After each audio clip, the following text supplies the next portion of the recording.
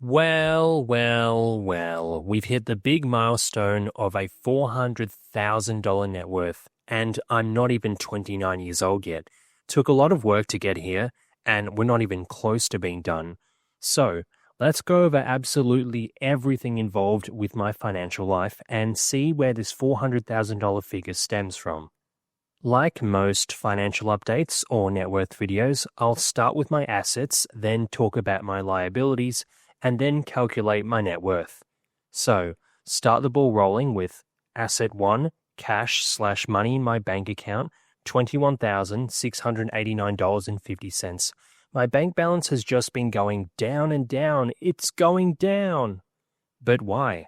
Well, the extra stuff involved with my house, such as furniture, tradie works, fencing, all of that, it eats into your cash buffer. And keep in mind, I've been working both of my jobs during this whole time. I didn't quite work all 7 days per week like I usually do, but I did get paid for those days/hours off work due to my paid time off. I'll talk more on the other costs involved with my house in a future video, but for now, all that's relevant is if you think a house is expensive, well, it is. But that's not all there is to it. Wait until you have to get furniture and other shit like landscaping, fencing. It adds insult to injury big time. Asset 2, stonks. The total of all of my stocks I hold across various accounts, $25,379.69. Slightly up from last month due to the longer term holds I have appreciating in value. Asset 3, crypto, $2,460.47. Crypto has had a decent run lately. Well, its decent run has continued. Asset 4, my punting/gambling account balances, 1 cent. As per other videos, I've kept this amount just so I'm able to watch NBA games on Sportsbet once the season is back on. Since their minimum deposit is $5 and you need some money in the account to watch games, so leaving 1 cent in the account is the smartest financial strategy to watch NBA games for free. In a way, it's like saving $4.99. Obviously, you could still gamble with that money, but I don't think I'll gamble much on the NBA going forward, to be honest. Asset 5, my retirement account, superannuation, $73,550.53. My retirement is 90% in the S&P 500 and then 10% in the ASX 200. So I am basically very tied to the market. No bonds, no cash, no government-specific investment, none of that, just pure stocks. Still ages from retirement, and the stock market is designed to go up anyway, so this is fine. Asset 6, real estate, my house, $706,000, same value as last time. Other valuations from other appraisers indicate roughly the same value anyway, so no changes here. Alright, Asset 7, furniture, the newbie. We've got a revaluation upwards, $7,290. Now in the last video, the only asset I had was my bed mattress. Since then, I've had my bed frame come in, as well as many other bits of furniture. I had valued the new stuff at replacement cost, as mentioned in the prior video, but for the rest of my furniture, which was the second-hand stuff, I'm just basing their valuation off a rough second-hand market rate. The figures I came up with here were based off AI estimates and my own checking of similar products on Facebook Marketplace. In all cases, the cost assigned to them were lower than what I'd paid for, except for a few instances where I got stuff for free. I got a big-ass 60-inch plasma TV off someone for $240. I didn't realize they were so damn heavy, and didn't realize there were so many other TVs available. I kind of rushed the decision, but the person I bought it off just so happened to know someone who was giving away free furniture. Someone else at that establishment tried to get money off me, but it didn't work, so I got 2 free mattress spaces, 2 free queen-size beds, and 2 sofa couches, and some chair and some crappy artwork. So, hell yeah, didn't pay for anything of those, but there is obviously some value assigned to them. So anyway, the total of all my furniture thus far is $7,290, and that's devaluing some of them a decent bit. Maybe I could get more. I'll change the valuation to replacement cost once I sort out insurances, but for now, this is roughly the valuation of my furniture in my house. Asset 8, business, my brand. I've revalued it back up, this time to $540. Reason being, I've had a bit of growth lately. Very exciting. And to be honest, it's about damn time. So naturally, as your business, grows and generates more revenue, it becomes more valuable, hence the uptake in its valuation. Okay, before we go into the next section of my assets, I need to clarify. I mentioned gifts from a rich relative in this next section, which is true. However, I must emphasize this is the only gifts I've received from them in the 28 years I've been alive. They did not help me with my house. They did not inject a big stack of cash in my bank account. They did not set up some stock portfolio for me with their own funds. Nothing. The only financial benefit I've received from them, besides a few $100 and them paying for food whilst we were on a holiday earlier this year, are the gifts that have value that I mention. The reason I disclose this information is because I've talked about the grind and whatnot for years. I can assure you that I earned every other asset myself. If I truly did have a rich relative that spoon-fed me my whole life, why would I choose to work 7 days a week for 4.5 years plus on end, as well as getting my CPA studies? The reason is because I had to, because I had no financial lifeline to rely on. So, without further ado, I'll talk about my next set of assets. Asset 9, items, $11,720. Huge jump from last month. But why? Last month I valued this down due to realizing that some shit I bought recently wouldn't actually sell that well. Well, they were more so stuff I find value in but others wouldn't. However, when I was valuing my furniture and getting some free stuff, naturally some other stuff popped up on Facebook Marketplace to buy. And I'm like, hey, I could use that, and even flip it in some cases. So then I actually started to consider the valuations of all of my assets ever since I started tracking this net worth thing. I'm like, well, all my other sellable stuff that isn't closed could probably go for around 4,200-ish. But now I've gone through and done some rough valuations of all my items based off of AI and what they seem to go for on secondary markets, as in I've checked Facebook Marketplace and eBay for the same or similar items.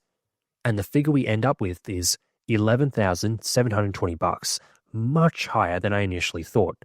Although to be fair, I did buy a bunch of new stuff lately. I had not realized the Nintendo consoles I own would sell for more than I thought on the secondary market. Same with my NBA jerseys. Turns out, according to AI analysis anyway, a lot of them would sell for a bit more than I thought. So when you provide a rough valuation of all these items I own, you get a bit over $11,000 worth. So that's cool. If I run into a cash emergency, which, although unlikely, is way more possible now due to my house costing me so much money, I can at least get some clutch cash by selling off some of these items. You should absolutely count random items such as these in your net worth. Don't go too extreme. Like for instance, I don't count the frozen beef in my freezer or the cleaning products I have in my kitchen. I don't count shit like that. But for various items like gaming consoles, they do fit the definition of an asset. I'd consider counting them if you're doing your own net worth tracking. I'll roughly go over some of these items to show you what I mean. I have a bunch of devices, laptops, phones. I have another phone, but I have another phone on top of all this listed here, but it's so old I'm almost certain no one would even pay $10 for it. So, in a pinch, I can sell these. Even though you would never sell something like your only phone or your only laptop, it's the same thing as a car. It's an asset, but its value doesn't mean much unless you have a loan on it. Since you're probably not going to sell the only car you drive, but these are still items of value that you own. So, they'll be counted. Now, every figure under here, devices, was deduced from, again, AI and rough valuations on Marketplace and eBay type platforms, so all my devices are worth approximately $1,470. Next category, gaming. So as you can see, I have quite a number of gaming consoles and whatnot. Once again, valuations taken using rough figures from AI and secondhand marketplaces. Next category, NBA jerseys. Again, AI and secondary market research. More iconic or, I guess, valuable jerseys like LeBron's Cavs jersey from his second stint in Cleveland and the 2018 All-Star Westbrook jersey apparently go for a much higher value versus my more obscure jerseys like Dwight Howard's Houston and Blake Griffin's Clippers jerseys that go for the same price or less than what I bought them at 10 years ago. Wild.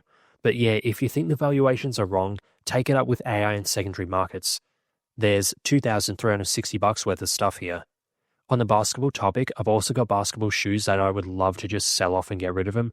I have a pair of Paul George PS2 shoes, which... PS2 or PS3? I know they're Paul George PlayStation shoes, which I'm pretty sure was some sort of exclusive release back in around 2017. And then the Under Armour basketball shoes are far less valuable. but there's still some value in these. Although, to be fair, no one really likes podcast P these days, so that's probably take the value of these shoes. Should have gotten the LeBron ones. But I mean, I'm an OKC fan and Paul George was playing for us back then, so, it kind of checks out with the decisions I made back then, hey. Not as good of an investment as LeBron shoes, though. Next up, luxury items. I totally forgot that I had a Louis Vuitton wallet. I've had this for a while, and I totally forgot about it when previously including my assets. Otherwise, the figure would have been higher. I've just picked the middle range for what this would roughly sell for on a secondhand market. I could value it higher since I haven't really used it, and it still sits inside its original box, but I'm going to just be conservative for conservative's sake. I also have a Louis Vuitton belt that I also forgot about, since I just wear mostly my crusty old worn-out belt, since it serves the same purpose. I got these as a gift from a rich relative on some random holiday they went on. There's no way I'd ever actually buy one of these myself.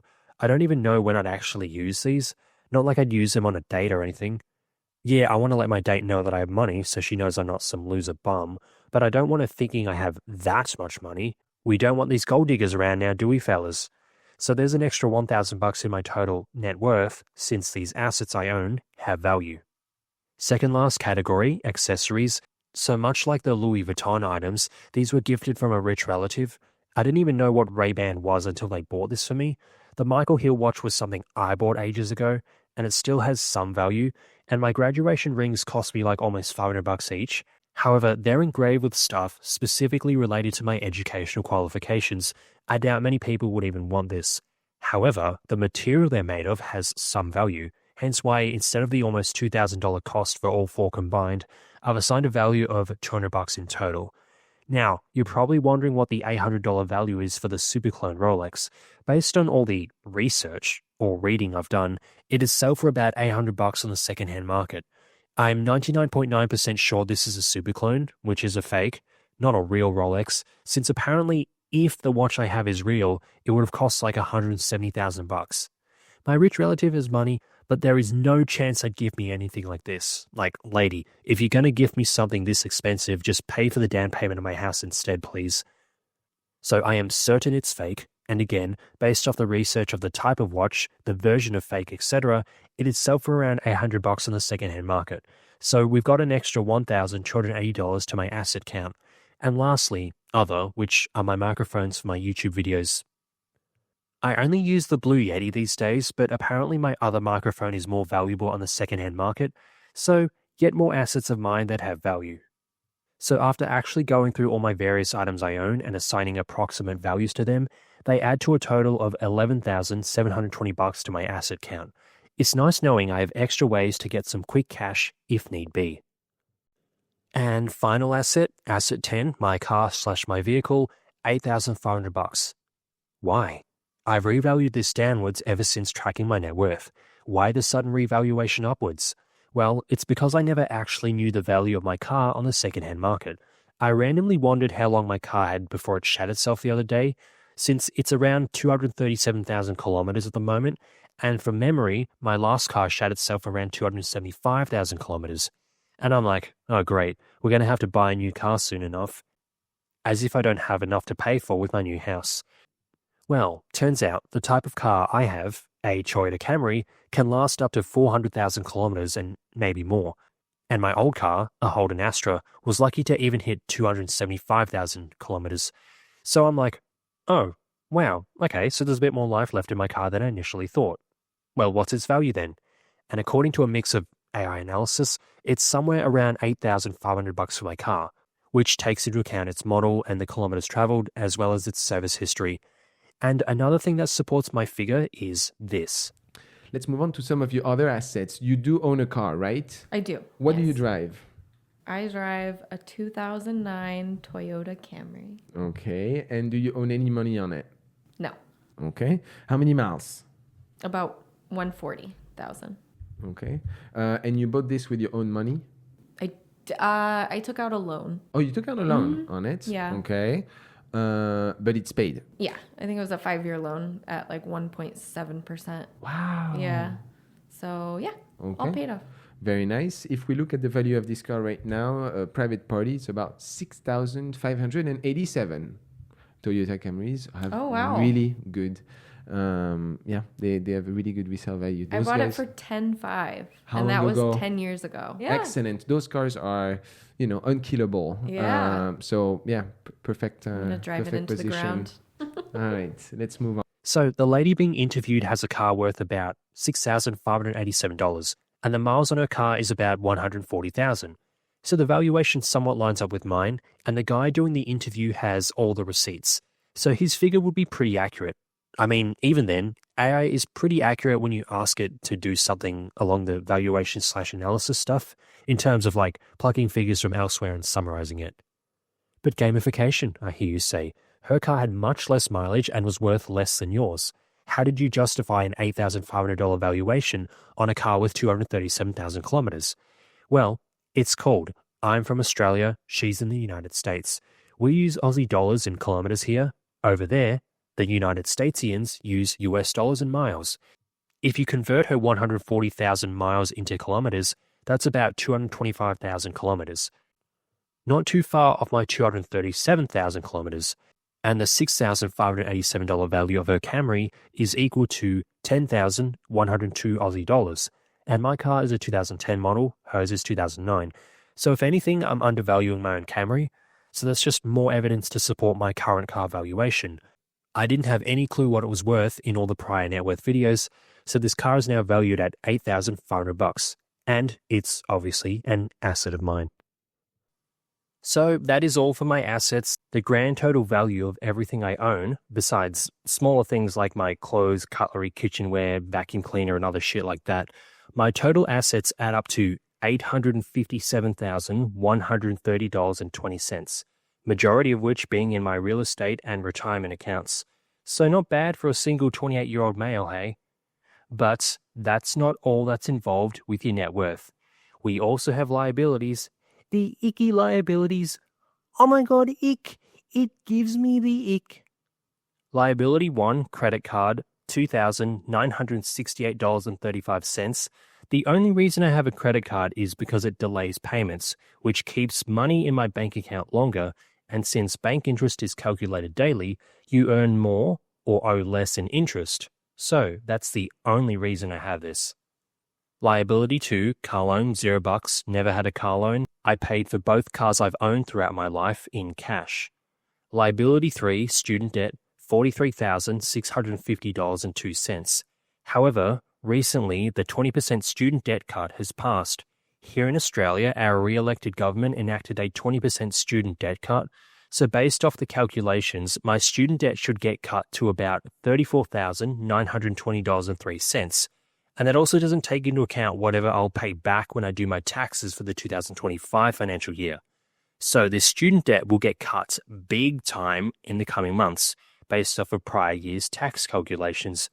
I believe my student debt will end up being below 30 grand once I do my taxes, maybe even below 28,000 bucks, but we shall see. Not something I'm looking at for now. Liability 4, tax debt, $0 currently, but I'll owe money to the government once I get my taxes done. Gotta pay my subscription to the Australian servers. Liability 5, real estate loan, my mortgage, $408,857.22. Made a payment since last month, but since there's a lot of interest early in the loan, the balance has barely moved. And liability 6, business loan, $0. I just add this in since I know other people have this in their finances. So totaling my entire liabilities, I have $455,475.59 in debt. It's slightly increased from last month. Nice. So taking my assets of $857,130.20, taking away my liabilities of $455,475.59 equal a net worth of $401,654.61. Big numbers here, and although I have a lot to my name, I've never been so cash constrained. I've been taking up quite a few extra shifts at my second job at a supermarket to help cover some extra costs. Like, yeah, I still have my steady days of work and a decent cash buffer, but the landscaping costs and my upcoming tax bill will honestly deplete most of my current bank account. And with the threat of a layoff looming over my main job, I need to get ahead as much as I can. I've literally even been considering doing door dashing as well on top of my current routine, which is working 7 days a week, as well as working some weeknights at the supermarket after my office job. I got the door dashing idea from a coworker at Woolies who's doing DoorDash and Woolies. I never realized how, cruisy it is, but that'll be a topic for another time. So, this was another net worth update. Number go up. However, it'll probably go down once you factor in my upcoming tax debt, as well as the cost involved with my landscaping, which, in a way, accounts for the value on my house, but it likely won't be a one-to-one return on my money. But that'll do it for now. What changes have you made to your net worth recently? Let me know in the comments. Thanks for watching. That is all.